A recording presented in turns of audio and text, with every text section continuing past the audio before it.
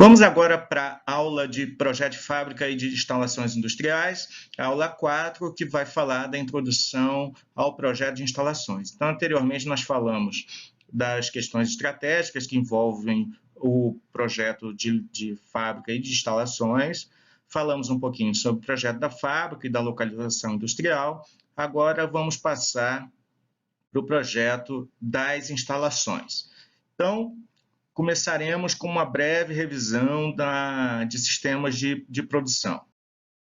Bom, recobrando lá as aulas de sistemas de produção, nós temos 5 tipos básicos de processo que são relacionados ao volume de produção e à variedade de produção. Esse volume de produção, quer dizer, a quantidade produzida pode ser alta ou baixa, e a variedade de produtos, a variedade do mix de produtos, pode ser alta ou pode ser baixa.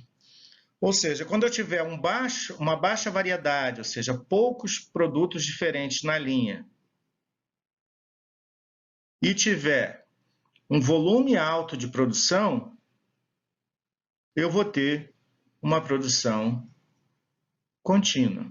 Então, a gente caracteriza como produção contínua. Quando esse volume é baixo e a variedade é alta, nós temos um processo por projeto. Então, aqui, produção contínua, nós temos produção de bebida, por exemplo, né? Produção de bebidas, e aqui por projeto, um bom exemplo é a área de edificações. Cada projeto, cada prédio, cada edificação é um projeto diferente. Ah, mas ele pode ter o mesmo projeto arquitetônico? Pode, mas a fundação vai ser diferente, vai ter que fazer adaptações conforme o terreno, conforme o tamanho do terreno, conforme a legislação do local. Então, a gente vai ter que adaptar a cada situação. Esses dois que eu falei, que é a produção contínua e a produção por projeto, processo de projeto, são os dois extremos, né? Aqui no meio do caminho, a gente vai ter a produção em massa, que eu tenho uma variedade relativamente baixa e um volume alto de produção. Então, aqui, como exemplo, a gente tem automóveis. Aqui, o processo por job, que não é muito falado da forma prática, não é muito usado, porque são processos muito específicos, em que eu tenho um volume baixo de produção e uma variedade alta. Então, ele seria um intermediário entre o processo por projeto e o processo por batelada. Aqui a gente tem as oficinas. De maneira geral, são processos por job. Então, você tem áreas específicas conforme o tipo de aptidão ou de técnica necessária para se realizar a atividade. Então, a gente tem lá a área de tornearia, a área de usinagem e por aí vai. E aqui no meio, em que eu tenho um volume intermediário de produção e uma variedade também intermediária, eu tenho a produção em lotes ou bateladas. Então, aqui um exemplo para vocês. As barras de cereal. Esse é um bom exemplo ilustrativo, que imagina que as barras têm diversos sabores diferentes. Então, eu tenho que preparar essa produção de forma a cada batelada produzir um sabor diferente, né, com o mesmo equipamento. Então, eu vou ter que me organizar para que isso seja feito da melhor forma possível. Então, esse é um leve resumo, né? Maiores informações, está aqui a referência, né? O nosso famoso SLAC, Livro de Administração da Produção, que vocês podem consultar e ter mais informações sobre o assunto. Conforme cada tipo de processo, eu vou ter um tipo de arranjo físico, um tipo de layout diferente. Então, vamos ver aí os 5 tipos de processo que nós vimos no slide anterior. E para cada 2 tipos de processo, eu tenho um tipo de arranjo físico diferente. No tipo de processo de projeto ou jobbing, eu vou ter um arranjo físico posicional ou de posição fixa. Nós vamos ver mais para frente quais são as características desse. Já quando eu tenho lote ou batelada, eu posso ter, ou jobbing, eu posso ter um arranjo físico funcional ou por processo. Então, aqui tem uma primeira situação para a gente analisar, que é a seguinte. Se eu tenho um processo por projeto, eu só posso ter um arranjo físico posicional. Agora, se o meu processo é por jobbing, eu posso ter 2 tipos de arranjo físico. Então qual que eu vou escolher aqui? Bom, vai depender de uma série de fatores, e um deles, principal, está relacionado ao que já foi falado antes, as questões estratégicas, a estratégia de produção e operações, o ambiente de produção e operações, que vão determinar qual tipo de arranjo físico vai ser realizado. Agora, quando eu tenho produção, processo em lotes ou bateladas ou processo em massa, eu posso ter um arranjo físico em células, o arranjo físico celular, muito comum no pessoal do Lean Manufacturing. E, por último, quando eu tenho a produção em massa ou um processo contínuo, eu vou ter um processo linear ou por produto. Então, aqui em cima nós temos que o posicional ele se adapta ao projeto e ao job, e aqui embaixo a massa e o contínuo é linear por produto. Da mesma forma que o processo por projeto, o processo contínuo só admite um tipo de layout, que é o layout linear ou por produto. O primeiro tipo de layout que a gente vai ver é o layout posicional ou de posição fixa, quando o recurso transformado, por ele ser muito grande, ele não pode ser movimentado. Então, vamos pensar no seguinte, na hora de fabricar um edifício, fabricar um navio,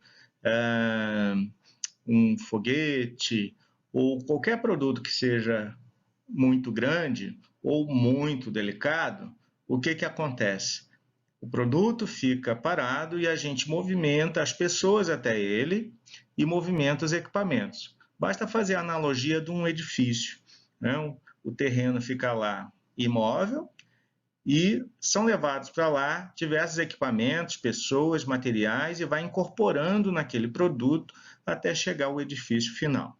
Então vamos ver um vídeo de uma fábrica de paredes pré-moldadas. Vocês vão ver exatamente isso que eu estou falando.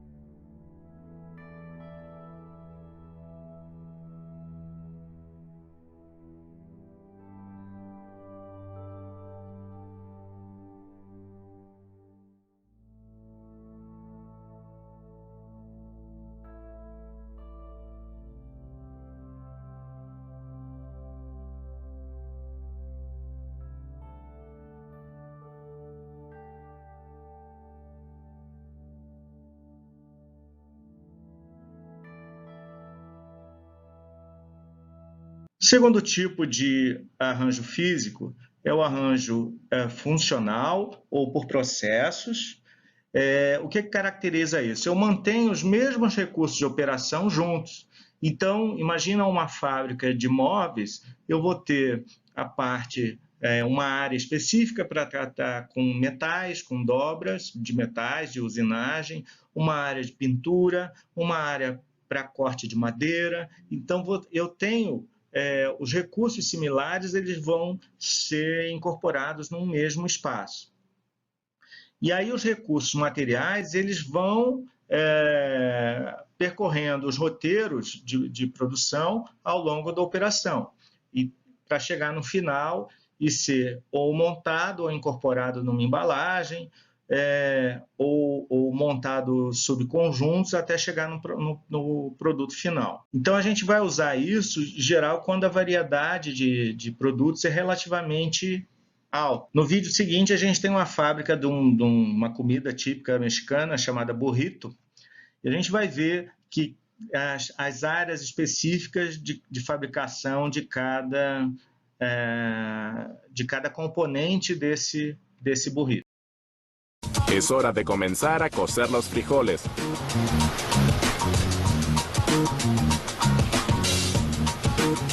Bien, para limpiarlos, colocan 550 kilogramos de frijoles en una cinta.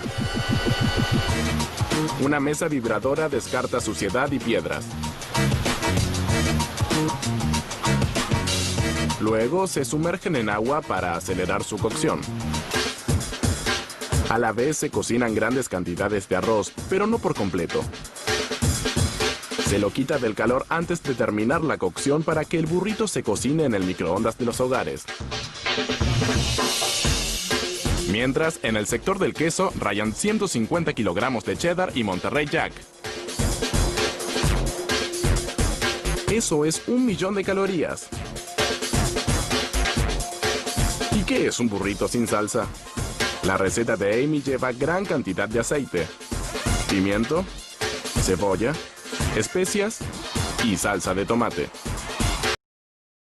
Terceiro tipo de arranjo físico, o arranjo celular, muito comum em estruturas de produção enxuta, né, que a gente vai agrupar alguns recursos para uma classe particular de produto, a gente vai juntar ele em algum lugar para que todas as operações sejam feitas ali naquela célula de produção.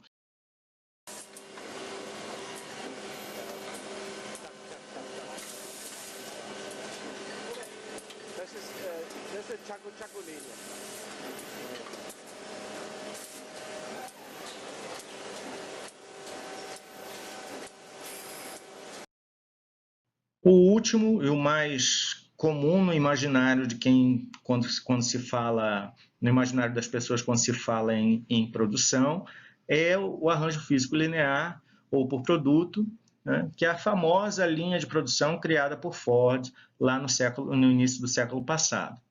Então, a gente define uma sequência de operações em que o produto vai passando por essa linha e vai sendo incorporado outros materiais, outras funções nesse produto. Então, ele é diferente por projeto. Lembra que o projeto, os materiais se movimentam e os recursos se movimentam até o produto, e nesse modelo linear é diferente. O produto é que movimenta e os recursos transformadores ficam parados. Como exemplo, eu trouxe aí uma fábrica, um vídeo institucional da Ford falando sobre a sua linha de montagem, que a gente vai ver exatamente isso: o material circulando, o produto circulando e os recursos transformadores ficam parados.